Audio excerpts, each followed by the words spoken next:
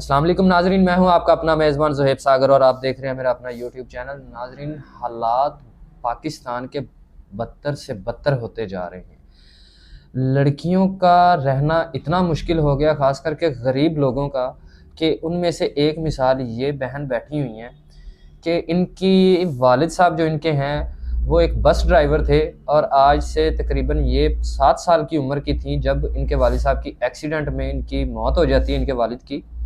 उसके बाद जो है इनकी जो वालिदा हैं वो इनको लोगों के घरों में काम वगैरह करके इनको पालती हैं, इनकी परवरिश करती हैं, इनको पढ़ाती लिखाती हैं।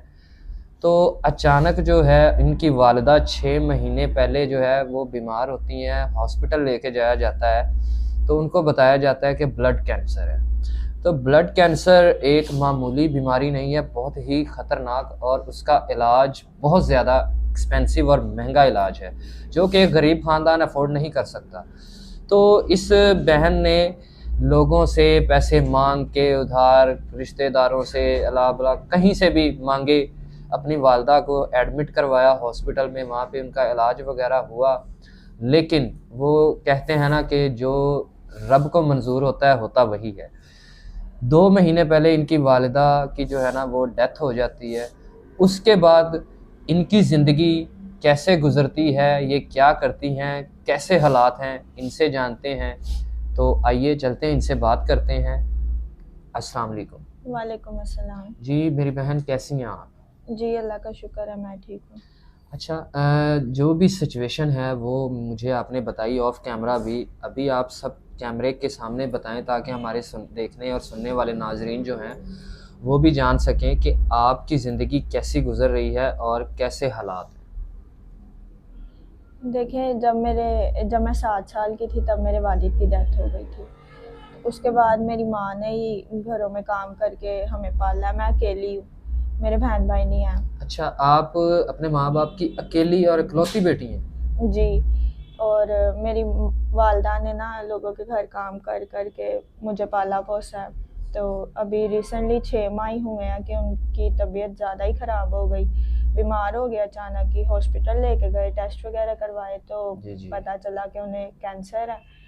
तो हम लोग गरीब लोग, पैसे भी नहीं थे इतने, टेस्ट वगैरह भी किसी से पैसे पकड़ के करवाए थे। तो बाद में जब पता चला कि कैंसर है तो और परेशान हो गए। तो ऐसे ही उधार उठा उठा के माँ का इलाज करवाया, लेकिन 2 माह पहले ही मेरी वालदा की भी डेथ हो गई है। कोई फ़ायदा अच्छा, नहीं तो हुआ। मुझे ये बताइए कि आप लाहौर में रहती हैं और कैंसर का इतना बड़ा हॉस्पिटल है इमरान खान का, जो शौकत खानम हॉस्पिटल है, जिसमें हम लोग बाकी सारे लोग जो हैं वो डोनेशंस देते हैं कि गरीब लोगों के वहाँ पे ऑपरेशंस हो सकें। तो क्या वहाँ पे आपकी वालदा का फ्री ऑफ कॉस्ट ऑपरेशन नहीं हुआ था?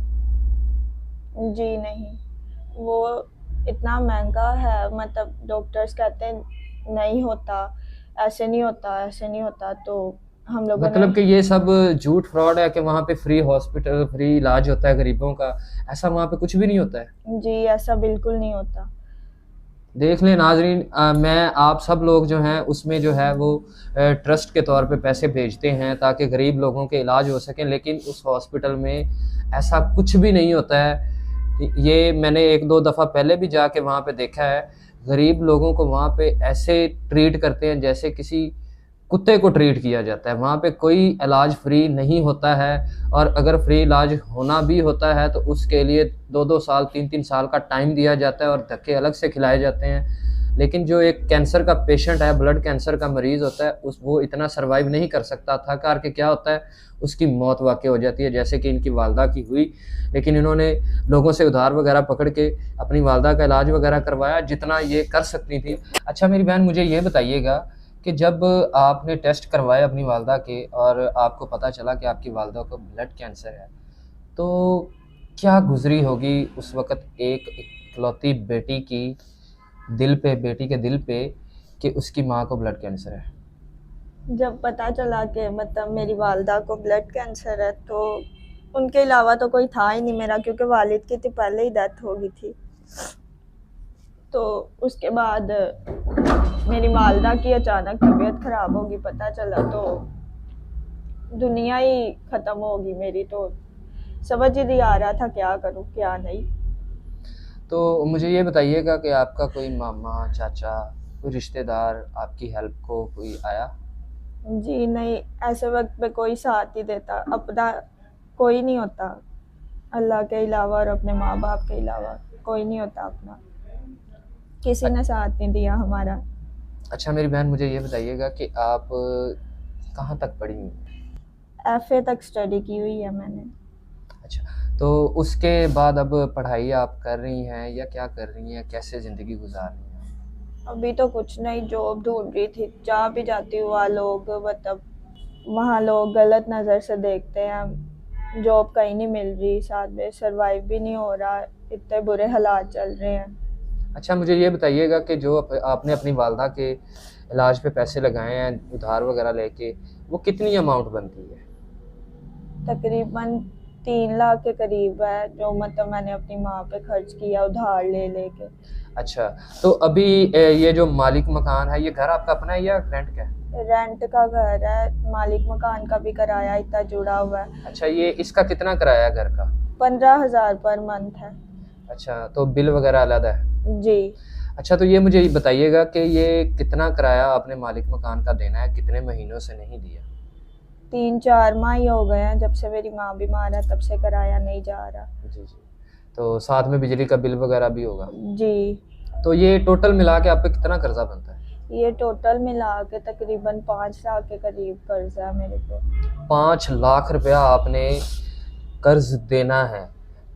तो अच्छा मुझे ये बताइएगा, ये 5 लाख रुपया आपने कभी सोचा कि आप कैसे उतारेंगी और किस तरह से उतारेंगी? यही सोच सोच के तो परेशान हो रही हूँ कि इतना कर्जा कैसे उतारूंगी मैं अकेली, समझ ही नहीं आ रही। ज़ाहिर सी बात है, 5 लाख रुपया कोई थोड़ी अमाउंट नहीं है। ये कर्ज़ा, एक अकेली लड़की, आपके पास जॉब भी नहीं है, तो किस तरह उतारेंगी मुझे खुद समझ नहीं आ रही। तो कभी सोचा है कि आगे चल के क्या होगा और ज़िंदगी आगे कैसे गुजरेगी, कितनी मुश्किल है? यही सोचती हूँ कि आगे कैसे ज़िंदगी गुजरेगी, अल्लाह ताला का ही आसरा है। अब तो माँ बाप तो मेरे चले गए हैं छोड़ के मुझे। चलो। जी। अच्छा, तो ये आपके हाथ पे क्या हुआ? ये यही परेशान हो के मालिक मकान इतना तंग करता था, जिनसे कर्ज लिया हुआ वो बार बार दरवाजे पे आके इतना जलील करके जाते हैं, तो मैंने खुदकुशी की कोशिश की थी। अल्लाह अकबर, अल्लाह अकबर। मेरी बहन, ये कोई हल तो नहीं है खुदकुशी करना। आपको पता है खुदकुशी एक हराम मौत है? जी, लेकिन ज़िंदगी जैसे कट रही है ना, उससे तो फिर मौत ही अच्छी है। नहीं, ये हल तो नहीं है मेरी बहन कि खुदकुशी करना। ये एक जो है ना, बहुत बुरी चीज़ है। अल्लाह ताला भी इस पे नाराज़ होते हैं और इसकी माफ़ी बिल्कुल भी नहीं है। आप पढ़ी लिखी हैं, आपको ये तो पता होना चाहिए। जी, पता तो है, लेकिन देखें कभी कभी इंसान इतना मजबूर हो जाता है कि कुछ नज़र नहीं आता उसको। मुझे भी नहीं कुछ नज़र आ रहा, सिर्फ यही आ रहा है कि मैं मर जाऊंगी तो सब सही हो जाएगा। अच्छा, मालिक मकान को अल्लाह ताला का खौफ नहीं है कि अकेली लड़की है, बेचारी परेशान है, तो मैं ये किराया वगैरह, कर्ज़ वगैरह छोड़ ही दूँ? नहीं, उनको सिर्फ अपने पैसों से मतलब है, उनको इससे क्या मतलब है, इंसानियत तो है ही नहीं है। तो किस तरह आप तंग करते हैं बताएं मुझे? क्या कहते हैं आके, जलील करते हैं किस तरह से? तब आके मोहल्ले में सारे मोहल्ले को इकट्ठा कर लेते हैं, माँ तो मर गई है इसने किराया नहीं दे के मरी, भला किराया दे के ही मर जाती। तो मुझे कहते हैं पता नहीं इसने भी देना है कि नहीं, आप भी मर ही जाओ अगर आपने किराया नहीं देना तो। गलत गलत बातें करके जाते हैं, जलील करके जाते हैं। अच्छा, क्या गलत बातें करके जाते हैं? अच्छा। एक दफ़ा आए थे रात को, काफ़ी आधी रात को, मतलब तकरीबन 11 बजे। तो मुझे कहते हैं कि मेरे साथ गलत काम करो तो मैं आपके कर्जे माफ़ कर दूंगा। तो मैंने दरवाज़ा ही नहीं खोला। अच्छा मुझे ये बताइएगा कि हमारे देखने वाले जो नाजरीन हैं, उनमें से काफ़ी ज़्यादा मुखय्यर हजरात भी हैं जो लोगों की सपोर्ट करते हैं, आप जैसी माँ बहनों बेटियों की। तो अगर कोई देखने वाला शख्स आपके ये कर्ज़ा वगैरह उतारना चाहे, आपकी सपोर्ट करना चाहे, तो क्या आप उनकी मदद को कबूल करेंगी? जी ज़रूर, अगर अल्लाह का कोई नेक बंदा मेरी मदद करना चाहे तो मैं ज़रूर कबूल करूँगी। और उसके लिए दुआ करूँगी हर सजदे में कि अल्लाह ताला उसको और दे और नवाजे। और मुझे साथ साथ मैं आपको ये भी बताता चलूँ मेरी बहन कि एक दफ़ा आपकी कोई हेल्प कर देगा, उसके बाद आपके आगे सारी ज़िंदगी पड़ी हुई है। तो मुझे समझ नहीं आ रही कि आपकी अगली ज़िंदगी कैसे कटेगी। तो अगर कोई हमारे देखने वालों में से आपको इज़्ज़त देता है, घर देता है, आपका ये सारा कर्ज़ वग़ैरह उतारता है और आपको अपनी इज़्ज़त बना के रखता है, आपसे शादी करने की ख़्वाहिश करता है, तो क्या आप शादी करने के लिए तैयार हैं? आप शादी करना चाहेंगी? जी, देखें सारी ज़िंदगी अकेले तो नहीं गुज़र सकती। अगर कोई मतलब मेरे कर्ज़ उतार देगा, मेरे साथ सही चलेगा तो ज़रूर मैं शादी कर लूँगी। आपकी शादी के हवाले से कोई डिमांड हो कि मुझे इस तरह का लड़का चाहिए, इस तरह का होना चाहिए? नहीं, बस लॉयल हो, अच्छा हो, ज़िंदगी अच्छी मेरी गुज़रे उसके साथ, बस इतना ही। बहुत से देखने वाले हमारे होते हैं, वो दूसरी शादी करना चाहते हैं, एजिड होते हैं जिनकी एज 50-60 साल होती है। तो उनमें से अगर कोई आपको इज़्ज़त देना चाहे, आपका सारा कर्ज़ वग़ैरह पहले उतारे, आपको आगे रमज़ान भी आ रहा है, राशन वग़ैरह लेके दे, तो वो आपकी सारी रिस्पॉन्सिबिलिटी उठाए, तो आपको उम्र से कोई मसला तो नहीं? नहीं, मुझे उम्र से कोई मसला नहीं है, ना ही दूसरी शादी से है, बस मेरी ज़िंदगी सुकून में आ जाए, मुझे इतना ही चाहिए। आपकी कोई और डिमांड? जी नहीं, कोई डिमांड नहीं है मेरी। जी, तो नाज़रीन, इस बहन की आपने कहानी सुनी इन्हीं की ज़ुबानी, और बहुत ज़्यादा परेशान है, 5 लाख का इन पे कर्ज़ है, ठीक है? ख़ुदकुशी भी करने की कोशिश की है, लेकिन ख़ुदकुशी एक हराम मौत है। अल्लाह ताला ने इनको दोबारा ज़िंदगी दी है। मैं गुज़ारिश करूँगा अपने देखने वाले मुख़य्यर हज़रात से कि इनकी सपोर्ट, इन जैसी औरतों की सपोर्ट ज़रूर की जाए, ख़ास करके इस बच्ची की सपोर्ट ज़रूर करें। इन पे 5 लाख का कर्ज़ है और अकेली हैं, शादी भी करना चाहती हैं। इनसे ज़रूर राब्ता करें, और राब्ता सिर्फ़ वही हज़रात करें जो सीरियस हों, इनकी सपोर्ट करना चाहते हों, वही राब्ता करें, बिला वजह इनको तंग ना किया जाए। इनका स्पेशली इनका मैं नंबर स्क्रीन पे लगा रहा हूँ। जो बंदा इसकी हेल्प करना चाहे वही इनसे राब्ता करे, बिला वजह इनको तंग ना करे। आखिर में एक सवाल उस मकान मालिक के लिए भी है कि आपके घर में भी माँ और बहन और बेटी मौजूद होगी। आप पे भी ऐसा वक्त आ सकता है जैसा इस बच्ची पे आया हुआ है। तो इस तरह का ज़हन जो है ना, खुदारा खुदारा अपने ज़हनों को तब्दील करें।